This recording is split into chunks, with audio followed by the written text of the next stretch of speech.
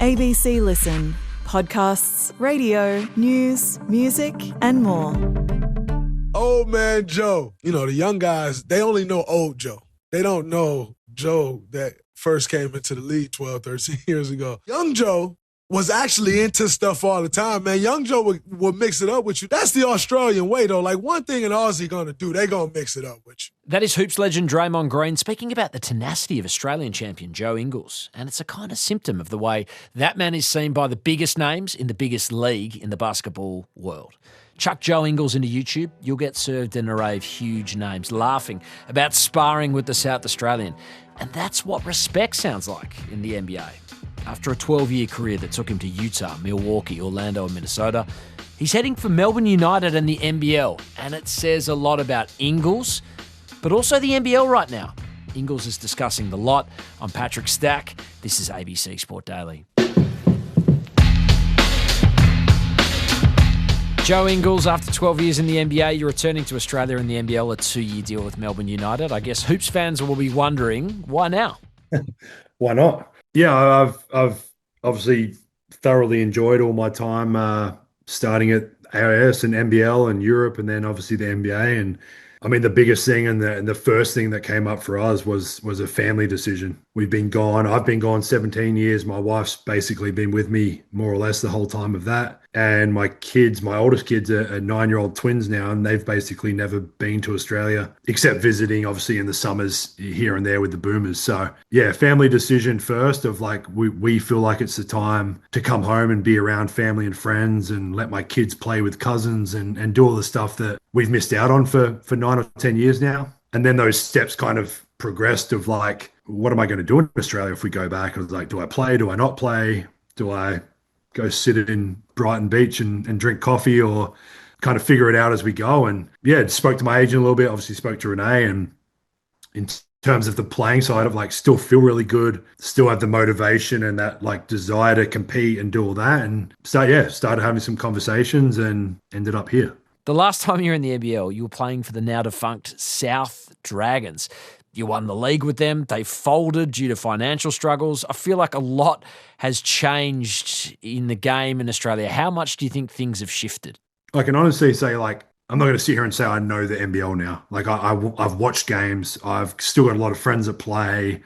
I've had coaches I've played for in America. I've had American teammates go down there. I've had Boomers teammates still playing there. So I've always followed it. I've spent a lot of time on planes landing at 2 a.m., which is like perfect time to watch a couple of NBL games as we're driving to the hotel or whatever. So I've watched games. I know the league from that perspective, but I'm not going to sit here and say I know exactly what I'm getting into.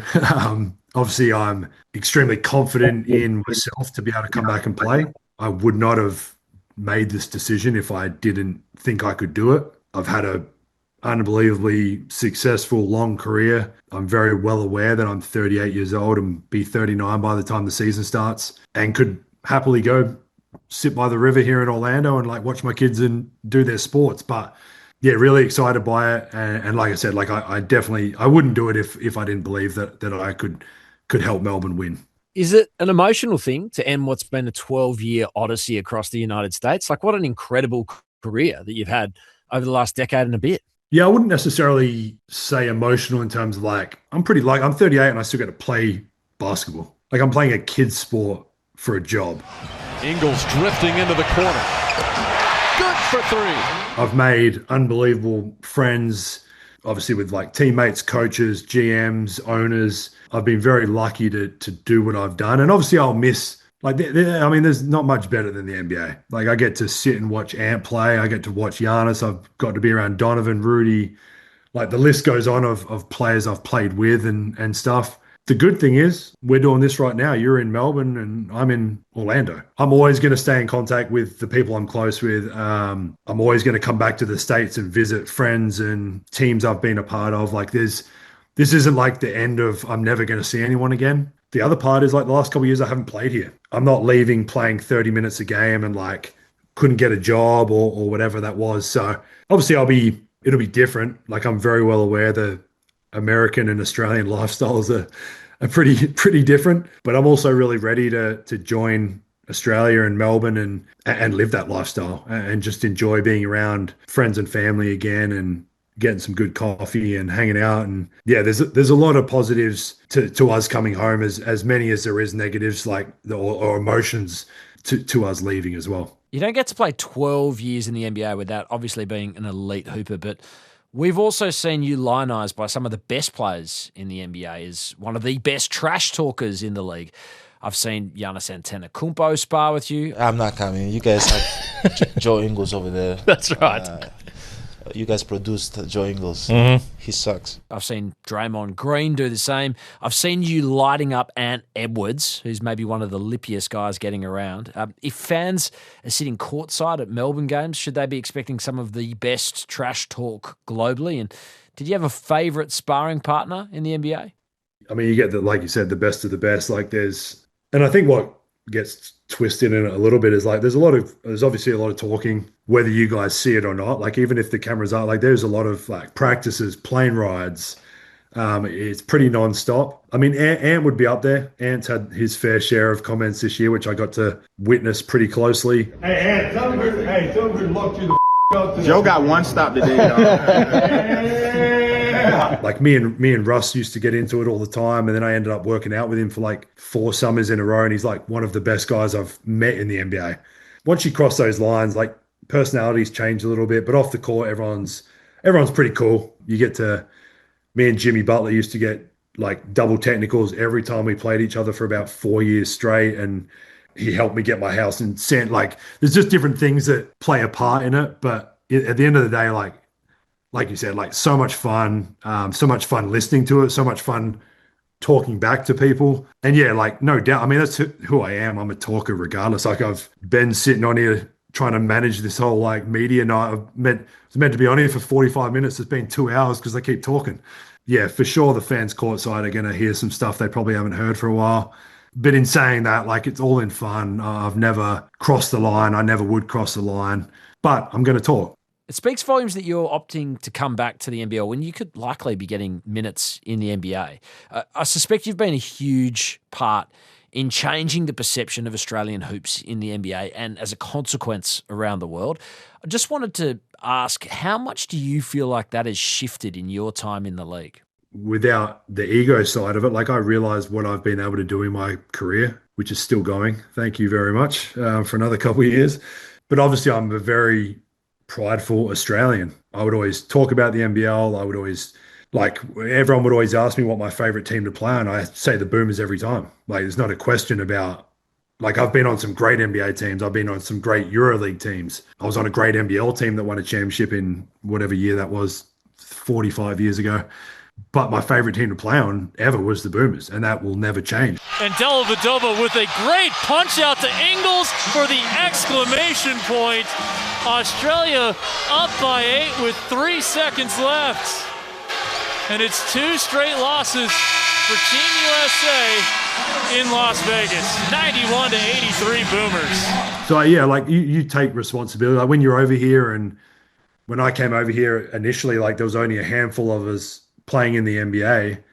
Like you take that responsibility of one of whatever the number was, that obviously I'm representing myself and my family and all that, but I'm representing Australia, and you want to do the best job you possibly can to open that door for more Australians. And I'm not saying I'm the biggest part for more Australians come over. There's obviously Bogut and Delhi and Paddy and like back to like Shane Hill and Luke Longley and Gazy for a minute. Like all these different guys have played parts of it, but we've all played a part in it. And these guys now, like Giddy and Dyson and Jock and like Tyrese Proctor and like all these guys that are always there's going to be more coming. Yeah, and I've taken pride in that. I've always tried to keep my Australian like culture and all that as close to me as I can. And we would like have kitchens in Orlando, Milwaukee, where I had the Vegemite in there and just different things of like having a bit of fun with it. So yeah, I'll take all that and obviously now like almost like flip the script a little bit. Like I want to help